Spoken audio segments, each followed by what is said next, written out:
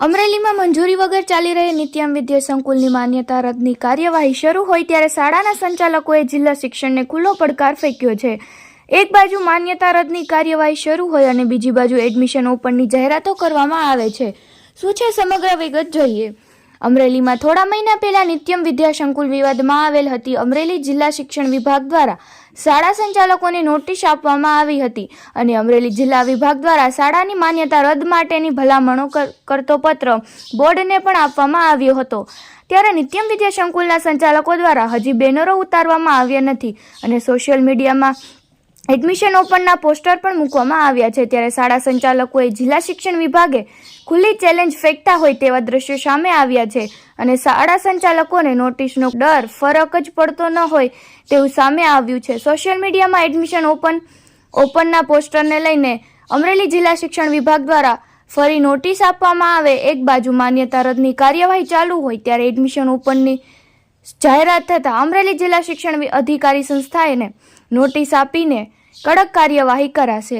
નિત્યમ વિદ્યા સંકુલના સંચાલકોએ જિલ્લા શિક્ષણ વિભાગ કાર્યવાહીએ ખુલ્લી ચેલેન્જ ફેંકી રહ્યા હોય ત્યારે અધિકારી ફક્ત નોટિસ આપે છે અને અધિકારીઓની પણ કઈ જગ્યાએ ઢીલી નીતિ સામે આવી છે।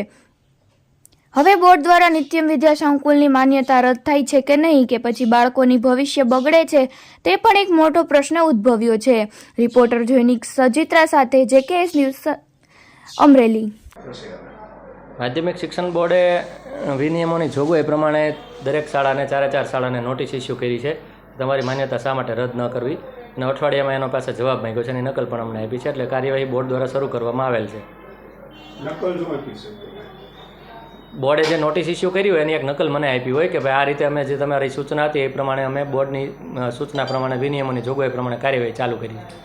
સર, નિત્યમ સંકુલ પાસે કોઈ જાતની કાંઈ મંજૂરી કે કંઈ છે નહીં, છતાં પણ એની ઓપન એડમિશન નિત્યમના નામની જે છે એડમિશન અત્યારે ચાલુ છે એવી જાહેરાતો કરવામાં આવે છે। શું છે તપાસ કરી તમે છે? એક મારી પાસે ફરિયાદ આવી છે નિત્યમ વિદ્યા સંકુલમાં એડમિશન ઓપન નામની, એટલે સંકુલના નામે એડમિશન આપે છે પણ હાલ એને માન્યતા રદ કરવા માટેની પ્રોસેસ ચાલુ હોય એટલે અમે કારણદર્શક નોટિસ આપશું એને કે ભાઈ જ્યાં સુધી આ પ્રક્રિયા પૂરી ન થાય કારણદર્શક માન્યતા રદ કરવા માટેની ત્યાં સુધી એમાં નવા એડમિશન આપવા નહીં। સર, શાળાના વિવાદમાં આવેલી ત્યાર પછી કેટલા એડમિશન લેવામાં આવ્યા, કેટલા નીકળ્યા તેની કંઈ માહિતી લીધી છે? ના, હજી અમે એ માહિતી લીધી નથી પણ અમે એની તપાસ કરાવશું કે નવા એડમિશન કેટલા એણે આપેલા છે। સાહેબ, સરકારની એટલી બધી ઢીલી નીતિ કેમ? આટલા ટાઈમથી આ કાર્યવાહી ચાલે છે, તપાસ ચાલે છે, આપણે જે છે કરવાની હતી કાર્યવાહી કરી દીધી, છતાં પણ એટલી બધી ઢીલી નીતિ કેમ? અમે ટૂંકમાં અમારા જે કાર્યવાહી કરવાની તે પ્રમાણેની કાર્યવાહી સંપૂર્ણ પૂરી કરી અને માધ્યમિક શિક્ષણ બોર્ડને અને પ્રાથમિક શિક્ષણ નિયામક કચેરીને મોકલી આપી છે। નિયમાનુસાર એ પણ એની પ્રોસિજર ચાલુ કરી દીધી છે એટલે નિયમાનુસાર કાર્યવાહી થશે।